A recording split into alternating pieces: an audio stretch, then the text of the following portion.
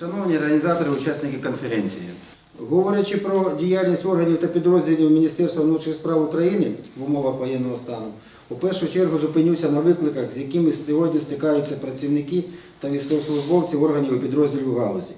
Воєнні дії, які йдуть на території нашої держави, порушують нормальний плин життя. З'являється підвищена загроза життю та здоров'ю людей. Завдається матеріальна шкода, порушується робота державних органів, транспорту, зв'язку, загострюється соціальна напруга, збільшується злочинність та інші правопорушення. При цьому за органами та підрозділами МВС України залишаються їх основні функції. Ir kalbėdamas apie Ukrainos vidaus reikalų ministerijos įstaigų ir padalinių veikla karo padėties sąlygomis, pirmiausia norėčiau atkreipti dėmesį į iššūkius, su kuriais susiduria šio sektoriaus įstaigų ir padalinių darbuotojai ir tarnautojai. Mūsų šalies teritorijoje vykstantis karo veiksmai trikdo normalią gyvenimo eigą, didėja grėsmė žmonių gyvybei ir sveikatai, daroma materialinė žala, trikdomas valstybės institucijų darbas, transportas ir ryšiai, didėja socialinė įtampa, daugėja nusikaltimų ir kitų teisės pažeidimų. Tuo pačiu metu Ukrainos vidaus reikalų ministerijos įstaigos ir padaliniai išlaiko savo pagrindinės funkcijas ir taip toliau. Ir Ukrainos nacionalinė policija užtikrina viešąjį saugumą ir tvarką, gina žmogaus teisės ir laisvės, visuomenės ir valstybės interesus bei kovoja su nusikalstamumu. O Ukrainos valstybės nepaprastųjų situacijų tarnyba vykdo veiklą civilinės saugos, gyventojų ir teritorijų apsaugos nuo ekstremaliųjų situacijų, jų prevencijos, ekstremaliųjų situacijų padarinių šalinimo, gelbėjimo, gaisrų gesinimo, priešgaisrinės ir pramoninės saugos srityse. O Ukrainos valstybės sienos apsaugos tarnyba VSAT yra atsakinga už valstybės sienos apsaugą, vakarinės sienos kirtimo operacijų organizavimą ir neteisėtos veiklos pasienyje prevencijos priemonės užtikrinti. Ukrainos nacionalinė gvardija užtikrina viešosios tvarkos apsaugą, kritinės infrastruktūros ir diplomatinių misijų apsaugą bei konvojuoja kalinius. Ir nepaisant to, kad Ukrainos vidaus reikalų ministerija pirmiausia yra civilinė institucija, šiuo metu vykstant aktyviems karo veiksmams, jos agentūros vykdo užduotis, kurios labiau būdingos sukarintoms formuotėms. Tai pavyzdžiui, išminavimas, kova su priešo diversinėmis ir žvalgybinėmis grupėmis, tai yra, kurios dažniausiai yra profesionalūs kariškiai, tinkamai ginkluoti ir taip toliau. Sąveika su paramilitaristinėmis grupėmis, pavyzdžiui, teritorinių bendruomenių savarankiškais junginiais, tai yra teritorinė gynyba ir panašiai. В умовах запровадження воєнного стану поліцейські і військовослужбовці Національної гвардії, прикордонники беруть участь у забезпеченні громадської безпеки і порядку в особливих умовах несення служби. Це діяльність під час комендантського часу, служба на блокпостах, в умовах, коли відбуваються активні бойові дії, в рамках процесу деокупації території. Ir karo padėties sąlygomis policijos pareigūnai, nacionalinės gvardijos nariai ir pasieniečiai dalyvauja užtikrinant viešąjį saugumą ir tvarką specialiosiomis tarnybomis sąlygomis, įskaitant veiklą komendanto valandos metu ir tarnybą kontrolės punktuose aktyvių karo veiksmų sąlygomis kaip teritorijų deokupacijos proceso dalis. Через повномасштабну збройну агресію Російської Федерації усі державні інституції України вимушені функціонувати і виконувати поставлені перед ними завдання в умовах війни. Це стосується також і Міністерства внутрішніх справ України, яке разом з іншими суб'єктами сектору безпеки і оборони бере участь у відсічі збройної агресії. Ir dėl plataus masto ginkluotosios Rusijos federacijos agresijos visos Ukrainos valstybinės institucijos yra priverstos veikti ir vykdyti savo užduotis karo sąlygomis. Tai taikoma ir Ukrainos vidaus reikalų ministerijai, kuri kartu su kitais saugumo ir gynybos sektoriaus subjektais dalyvauja atremiant ginkluotąją agresiją. Беруть участь у виконанні завдань територіальної оборони, забезпеченні та здійсненні заходів правового режиму воєнного стану у разі його оголошення на всій території України або в окремій місцевості. Більше того, частиною 4 цієї статті передбачено, що під час дії воєнного стану поліція особливого призначення в ході відсічі збройної агресії проти України за рішенням військового командування, погодженим з керівником поліції або уповноваженою ним особою, може брати участь в обороні України шляхом безпосереднього ведення бойових дій. Ir taigi, pagal Ukrainos įstatymą dėl Ukrainos nacionalinės policijos, tai yra 24 straipsnis antroji dalis, iškilus grėsmė Ukrainos valstybės suverenitetui ir jos teritoriniam vientisumui, taip pat atremiant ginkluotą agresiją prieš Ukrainą, policijos sistemos institucijos ir padaliniai dalyvauja vykdant teritorinės gynybos užduotis, užtikrinant ir įgyveninant karo padėties teisinio režimo priemonės, jei ji paskelbiama visoje Ukrainoje arba tam tikroje teritorijoje. Be to, šio straipsnio ketvirtoje dalyje nustatyta, kad karo padėties metu specialiosios paskirties policija, atremdama ginkluotą agresiją prieš Ukrainą karinės vadovybės sprendimų suderintų su policijos vadų ar jos įgaliotų asmenių, gali dalyvauti Ukrainos gynyboje tiesiogiai vykdama kovinius veiksmus. Саме тому для відбиття повномасштабного вторгнення Російської Федерації у 2023 році Міністерство внутрішніх справ сформовано та укомплектовано виключно поліцейськими об'єднану штурмову бригаду «Людь». В складі прикордонної служби створено штурмові бригади «Сталевий кордон» та «Помста». В складі Національної гвардії 7 штурмових бригад. У 2024 році з поліцейських сформовані ще 3 бригади, які разом з окремою штурмовою бригадою «Людь» воюють пліч-опліч з військовими. До них приєдналися 2 бригади ДПСУ «Гард» та «Форпост». Vidaus reikalų ministerija suformavo jungtinę šturmo brigadą Iniršis ir ją sukomplektavo tik iš policijos pareigūnų. Valstybės sienos apsaugos tarnyboje buvo sukurtos šturmo brigados plieninė riba ir atpildas, o nacionalinėje gvardijoje 7 šturmo brigados. 2024 metais iš policijos pareigūnų buvo suformuotas dar 3 brigados, kurios kartu su specialiosios paskirties būrių «Liūt» kovoja petys į petį su kariuomenė ir prie jų prisijungė 2 FSAT brigados, tai yra GARD ir Forpost. Kiekviename nacionalinės policijos pagrindinėme direktorate regionuose buvo suformuoti specialiosios paskirties šaulių būriai, kurie vykdė užduotis fronto linijoje.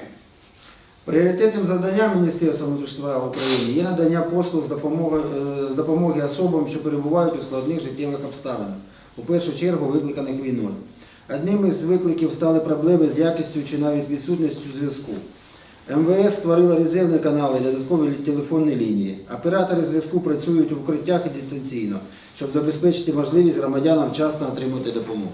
Ir prioritetinė Ukrainos vidaus reikalų ministerijos užduotis teikti pagalbą žmonėms atsidūrusiems sunkiomis gyvenimo aplinkybėmis, visų pirma dėl karo. Vienas iš jos iššūkių buvo problemos susijusios su ryšio kokybė ar net jo nebuvimu. Vidaus reikalų ministerija sukūrė atsarginius kanalus ir papildomas telefono linijas. Telekomunikacijų operatoriai dirba slėptuvėse ir nuolatiniu būdu, kad piliečiai galėtų laiku gauti pagalbos. Україна пройшла випробування блекаутом. Ворог без зупину нищив критичну інфраструктуру, енергетичні об'єкти, електростанції. В умовах тривалої відсутності електроенергії автопатрулі поліції через гучномовці повідомляли про повітряну тривогу. У підрозділах поліції та Державної служби надзвичайних ситуаціях функціонували пункти незламності. Ir Ukraina išlaikė blackout testą priešas be perstojo naikino kritinę infrastruktūrą, energetikos objektus ir elektrinės. Užsitęsus elektros energijos tiekimo nutraukimui policijos patruliai per garsiakalbius skelbia oro antskrydį, o policijos ir gelbėjimo tarnybų padaliniai įrengė nenugalimumo punktus. З початку широкомасштабного вторгнення на деокупованих територіях та у районах, прилеглих до зон бойових дій, знешкоджено сотні тисяч небезпечних предметів. Рятувальники та поліцейські вибухотехніки активно застосовують отримані від партнерів машини механізованого розмінування, що значно підшвидшує роботу саперів та робить її безпечнішою. Велика вам за це вдячність. O kita pavojinga darbo sritis tai yra išminavimas. Dėl Rusijos invazijos Ukraina tapo viena iš labiausiai užminuotų šalių. nuo Rusijos federacijos plataus masto invazijos pradžios deokupuotose teritorijose ir greta karo zonų esančioje vietovėse buvo nukenksminta šimtai tūkstančių sprogstamųjų užtaisų. Gelbėtojai ir policijos sprogmenų ekspertai aktyviai naudoja iš mūsų partnerių gautas mechanizuotas išminavimo mašinas, kurias gerokai paspartina išminuotojų darbą ir daro jį saugesnį. Ir viena iš pagrindinių policijos užduočių tai yra dalyvauti dokumentuojant karo nusikaltimus. Ir negalėjimas rasti, identifikuoti ir palaidoti artimo žmogaus yra blogiau nei šeimos nario mirtis. Atsižvelgdami tai mūsų teismo medicinos mokslininkai ir teismo ekspertai visą parą, tiesiog 24 valandas per 7 dienas atlieka DNR ekspertizės, o tyrėjai pataria mirusiojo artimiesiems dėl tolimesnių veiksmų. Tūkstančiai mūsų karių ir civilių didvyrių lieka neatpažinti.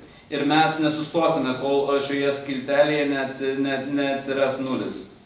Ir deokupuotose teritorijose arba vietovėse, kuriuose vyksta aktyvūs karo veiksmai, policijos pareigūnai evakuoja piliečius, gelbėdami juos nuo artilerijos apšaudymo ir taip toliau, ir pristato humanitarinę pagalbą, tai yra maistą, vandenį ir kitą reikalingą pagalbą į pavojingas vietovės.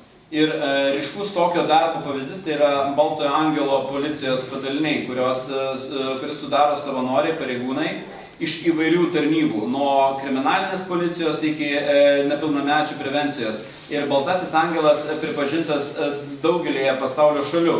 Valstybinės ekstremaliųjų situacijų tarnybos padaliniai atlieka didelį gyventojų evakuacijos darbą. Karo pradžioje humanitarinių koridorių lydėjimas buvo vienas iš